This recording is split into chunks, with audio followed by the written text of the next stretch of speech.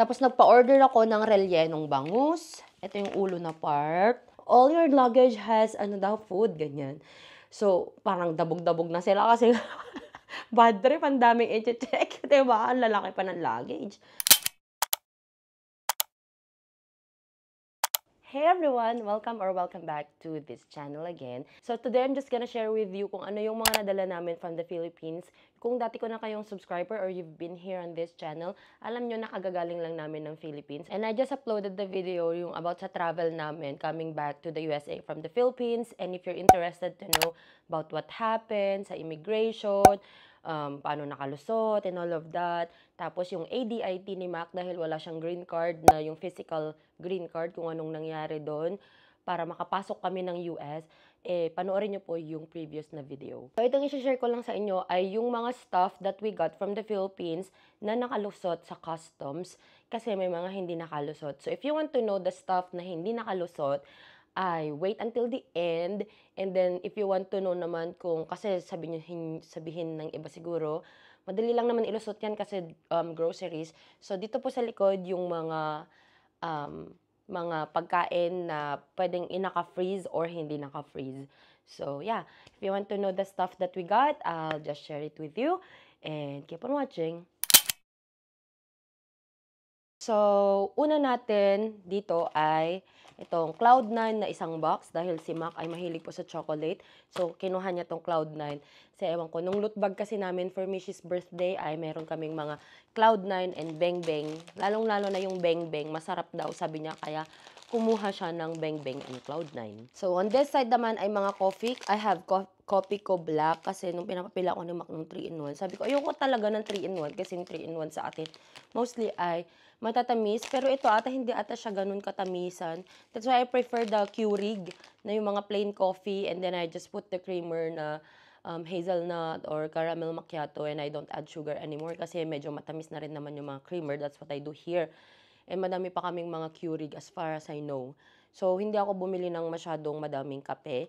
So, itong mga coffee ay para talaga kay Mac. So, this one, ito lang yung gusto ko. So, isa lang naman.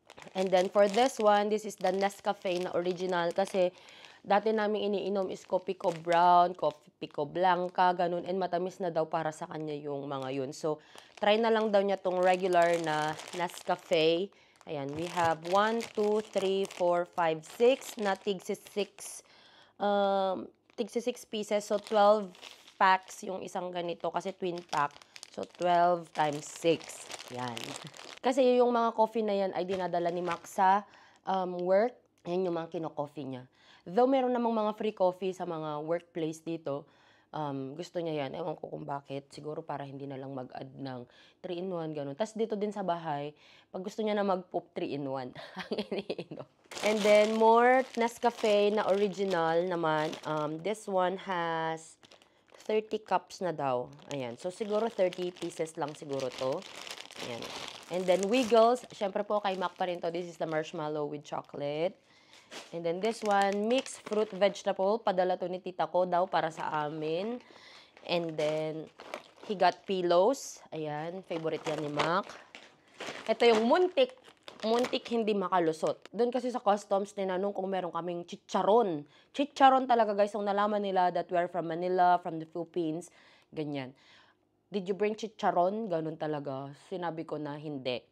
Tapos kung ano pa yung mga sinabi ko na dala namin. Kasi guys, I want to be honest talaga sa customs because I don't want to be... Nanonood kasi ako ng mga border control, yung mga ganyan, how to catch a smuggler, mga ganyan-ganyan. And I don't want to be one of those people na hindi mo sinabi tapos mafa-find out lang din naman nila. Especially they have a dog, which is on my part, okay na lang din kahit nawala yung ibang food namin. Basta safe lang kami na I don't want to have any records, especially now that the immigration is so careful sa mga immigrants. Well, sa mga illegal immigrants lang naman. But I don't want to have any reason that, you know, na magkaroon kami ng record. So, eto, chicharon na chicken. So, medyo hindi to nakalusot. Tapos sabi pa ng officer is, I didn't know that you guys have chicken chicharon. Ganun. Kasi nga yung pork chicharon talaga is a no-no sa kanila. So, yan. Muntik. And then we got here beef noodles. Parang wala ata kasing benta na ganito dito sa Asian store, yung mga ganito. Yung mga tipo na malamig ang panahon, nakakamiss lang. Actually, matagal naming magiging stock tong mga to kasi hindi naman kami laging nagno-noodles na ngayon ni Mac.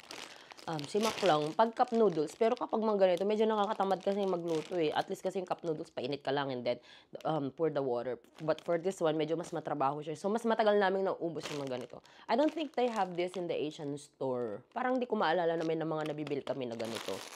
So yeah, bumili kami ng dalawa, which is I think 10 pieces lang to. So as you will notice, ang mga pagkain po namin ay food for the kidney stones. And then here, Pancit Canton. May Pancit Canton naman dito, but it's more expensive.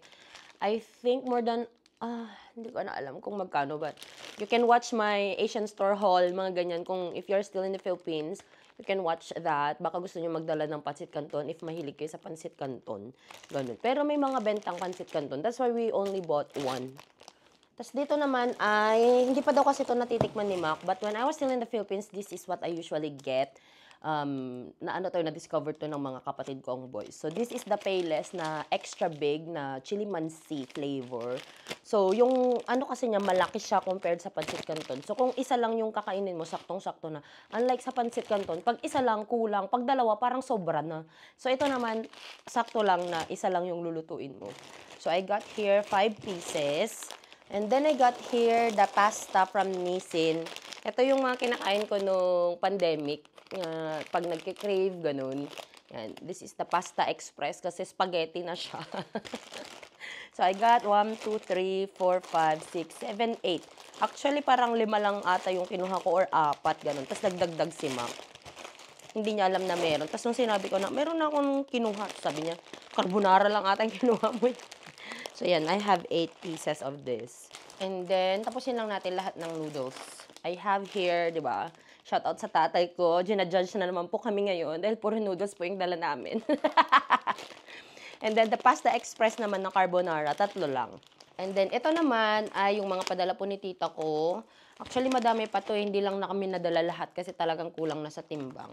And then, we have chicha pop, chicha corn na garlic flavor, adobo flavor. Tapos, ito naman ay mix na siya. Hindi ko alam kung anong flavor. I think garlic na may peanut and my green peas. Ayan. These are from Ilocos, by the way. If you will go to vegan, malalagpasan nyo ang Candon. After the bridge ng papuntang Candon ay may Kalamayan Center doon. So, doon yung mabibili yung mga kalamay at mga ganito. Then, isa dito sa binigay ni tita ko, banana chips. And then, isa din sa favorite ni Mac, sponge, aside from the pillows. Nagtataka nga ako kung bakit isa lang yung kinuha niyang pillows at isa lang din na sponge. But they sell this one here ata, I think. Pillows na bibili namin, hindi ko sure yung sponge. Pero, syempre, the price is right. The price is right. Mahal siya. Then, more food here. This is the butter coconut na sabi ko, nabis ko lang to na ikape. Kasi dati hindi ako nagbe-breakfast. I'm not really a breakfast person before. Kasi hindi naman ako morning person. So, when I wake up, pa-lunch na. So, I just drink coffee and this one. Or binabaon ko to dati sa hospital nung nasa Pilipinas pa ako. Tapos kape lang, ganun. Masarap kasi to, butter coconut. So, yan. And then, I got here, peanut brittle. I think this is from Baguio na Romana peanut brittle. Bigay ito ni Ate Ednalyn. Salamat po, Ate Ednalyn. Muntik pong hindi ito nakalusot. Kasi nga, dalawa yung nag-check sa luggage namin. Kasi lahat ng check-in luggage namin, pinag-mix-mix. So, ayun. Anuhan nyo na lang. Tip ko na lang mamaya. Yan. So, muntik tong hindi nakalusot. Pero nakalusot naman and bawas-bawas na rin dahil kumain na kami nito. Antayin nyo later yung mga tips ko kung anong gagawin nyo para mas mapapadali yung pagbiyahe nyo. And then I got here Pantene na shampoo na meron siyang 3. Shampoo. Ayan. Para lang may magamit kami pag magta-travel kami because I bring the 1 in small bottle. And syempre, tumitimbang pati yung bottle niya. Kasi iuwi namin, madami pa, ganun. Kasi kung minsan, most of the time, the hotels, they have the big bottles na rin naman sa kanilang bathroom. So, hindi namin nagagamit. So, mas mabigat yung naiuwi namin at naipupunta namin doon. So, mas gusto ko sana mag-bring na lang ng ganito. Next naman here is this one. This is the Simply G na keratin hair treatment. Ayan, pang-travel lang din. Same with this one. This is a different one. Hindi to yung Simply G. Parang na-review ko tong Simply G dati nung beauty, ano pa yung content ko. Hindi pa lifestyle. And then this one is also a keratin treatment. Gusto kasi to na gagawin siya every 3 days, ganun. Dati kasi laging ito yung ginagamit ko, parang ito na yung mga conditioner ko. So, my hair is okay right now. Sa awa naman ng Diyos, hindi siya sumabay sa pimples ko. Nagka-falling hair ako, pero okay naman na siya ngayon. Yan, after kong nanganak, okay naman yung buhok ko sa awa ng Diyos. Yung skin ko talaga naging problema ko. Dito pa rin po tayo sa mga pagkain dahil alam ko yan yung mga mas nakakaproblema na dalhin o hindi na lang dalhin. Yan. Sinigang sa gabi. So, I've never tried buying sinigang dito sa sinigang mix dito sa US. So, I don't know how much. Pero for sure, more than $1 yan. So, sinigang mix, sampalok mix sa gabi. Gusto ko kasi to kasi lumalapot yung sabaw. So, I like it. I have 1, 2, 3, 4, 5, 6, 7, 8 pieces. So, tinignan ko lang naman. Hindi ko naman kasi ito nauubos ng minsanan. And most of the time, parang once a month lang naman ako nagsisigang. So, okay na to na parang pang 1 year. And of course, 2026 pa naman yung expiration kasi chinek ko na dapat matagal yung expiration ng mga to. And then, I got here cream of mushroom na yung mga ganito. Ayan, 3 lang po yung nakalusot. May hindi nakalusot. And then this one, this is the Mamasitas. Ito yung mga binibili namin dito sa US. I think less than $2 ata ang isa. And this one is only how much? Not even $1 sa Philippines. So I got here 7 pieces na menudo afritada mix. Gustong-gusto ko to. Para, di ba, mas madalian na, padaliin ng buhay dito sa Amerika. Ang daming ginagawa eh. And then I have here caldereta mix. 2, 3, 4, 5, 6. 6 pieces lang pala yung nakuha ko ng caldereta mix. But anyway, it's okay. Siguro pang 1 year na lang din namin to. Kasi hindi, parang 2 beses ko nagagamit yung isang ganito. Ang hindi namin nahanap ay ang papaitan mix. Sa SM supermarket, wala sila. Hindi na rin kami nakapunta sa ibang grocery store kasi hindi na namin naharap. Sobrang gahol na kami sa oras. Yun yung isang mistake ko sa pag-uwi. Nagahol kami sa oras. And then, isang adjuginisa ang nakalusot. Sa mga canned goods, wala kami naging problema. Si mama, si mother-in-law, nung pumunta siya dito, inopen nila yung isang corned beef na Pure Foods just to check kung karne ba't siguro talaga. San Francisco naman yun. This time, lumapag kami ng Minneapolis. Hindi naman nila inopen tong mga to. Wala kaming naging problema dito. Hindi nila question. So, I got corned beef na 2 for 6 pieces. Mabigat kasi siya. Gusto ko pa sana more. Kaso, hindi na kasi kami nagdagdag ng luggage. Kasi it's not worth it na magdagdag kami ng $200.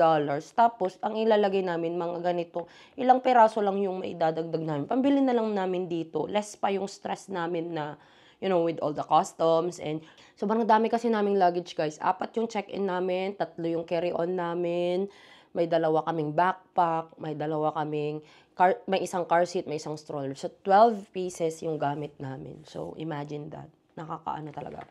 And then, yung natira, may beef loaf kami na 6, Argentina beef loaf. I really like this one. But unfortunately, they don't sell it here in the US sa mga Asian stores na mga napuntahan ko na. So, let me know down below if you're from the US kung may nabibilhan po kayo ng beef loaf, hindi po yung meat loaf because we don't eat pork. And then, mega sardines na fried sardines. Bumili kami ng mga regular na sardinas, maanghang, hindi maanghang, and some fried sardines, pero naiwan sa Pilipinas dahil kulang na talaga kami sa timbang. Sabi ko kay Mac, iwan na lang yung mga yon kasi at least mas mura kasi yung mga sardinas naman dito. I mean, okay siya compared sa, wala kaming nabibili na Pure Foods na corned beef dito, walang beef loaf. So, yung mga sardinas yung mga iniwan namin. Yan, ito yung mga nakalusot. So, we didn't have any problem sa mga canned goods namin. So, I got here some sabon na nakalusot sa pag-i-empake kasi nga, mabigat din siya. So, I got here the Dream White na Kojic. Hindi ko alam na may puti palang Kojic. So, ito yung puti. That's why I don't use my Kojic here. Ang dami kong Kojic. First, nangangati ako kasi nakaka-dry ng skin, especially during winter time. And then, orange kasi siya, ang hirap maglinis ng bathtub kapag na-stainan siya ng orange. So, I don't use the Kojic na orange. And ito, Ay, papadala ko sana 'to kila tita ko kaso isa na lang pala yung natira. Dapat 3 'to, eh, 3 yung pabili niya. Alangan naman isa lang yung papadala ko sa kanya, nakakahiya naman. And then ito naman ay nakita ko 'to sa Watsons K-Glow na Collagen Bright with alpha-arbutin and kojic acid and collagen. Ayan, whitens in 5 days. Alam niyo naman sa Pilipinas ang daming skin whitening. I really want to try something to lighten my dark spots kasi na-control na namin yung pimple. I don't know my derma kung ano pa yung ibibigay niya sa akin. Kasi ang plan niya is to control the acne first before the lightening process. So I don't know kung anong gagawin niya. And then ito naman, pinagpilitan ng sales lady ng Watsons ay nahiya akong humindi. This is the Watang Maria Sinukuan. Nakakatawa naman. Diwatang Maria Sinukuan, the Gluta and Kojic soap na ano daw to, ano bang tawag doon? Organic daw. Isa lang po, sabi ko, kasi mahal niya. Parang almost 100 or more than 200 pesos yung isa nito. Ayan. And then I got here Belo. Tira ko lang to sa bahay. Belo na SPF 30 kasi nga, as far as I know, walang nabibili sa Walmart na lotion siya na may SPF. Pag gusto mo ng may SPF, talagang sunscreen yun. And then here, skin whitening na SPF 20 na skin white. I got here Belo SPF 50. Ayan. Bibili sana ako ng tinted moisturizer. Pero yun ata yung, ay, iba pala yun. Yung BB cream yung hindi maganda sa akin. So actually, I have the stick, yung Belo stick.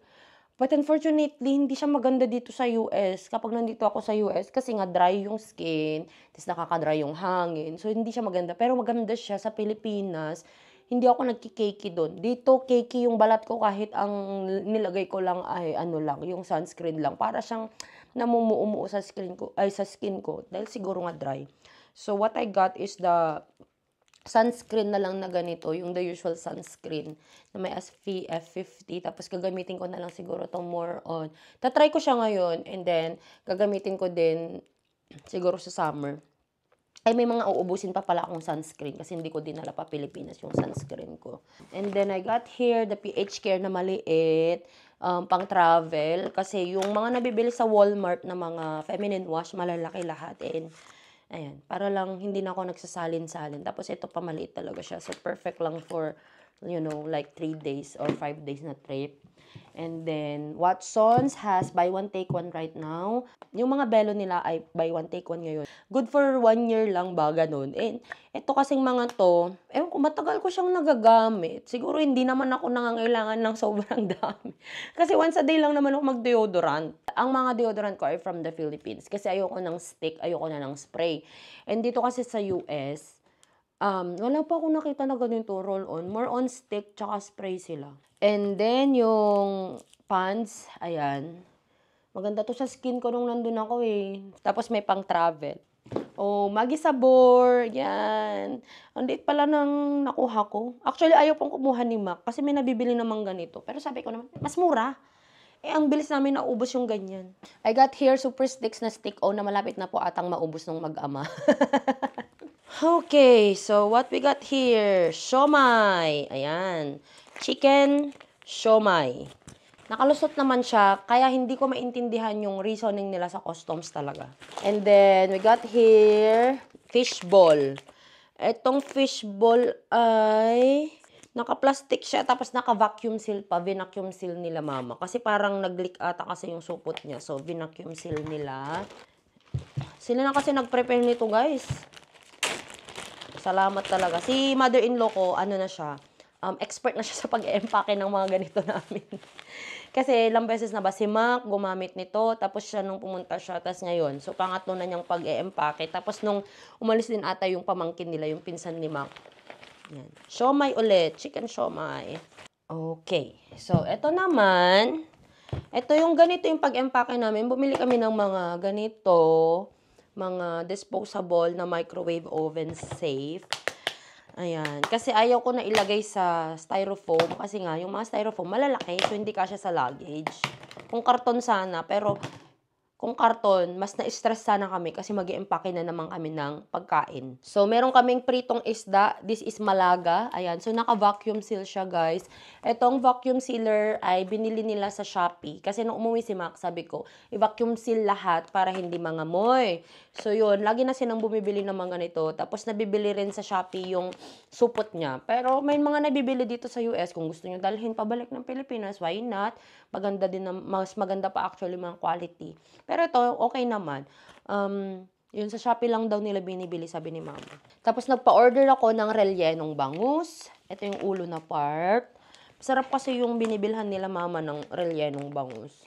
Dalawa lang ata yung in-order ko. Okay na yung dalawa kako. Kasi nga mabigat, guys. Parang pang ano lang naman namin to sa mga cravings namin. Papaya. At charang papaya. So, pickled.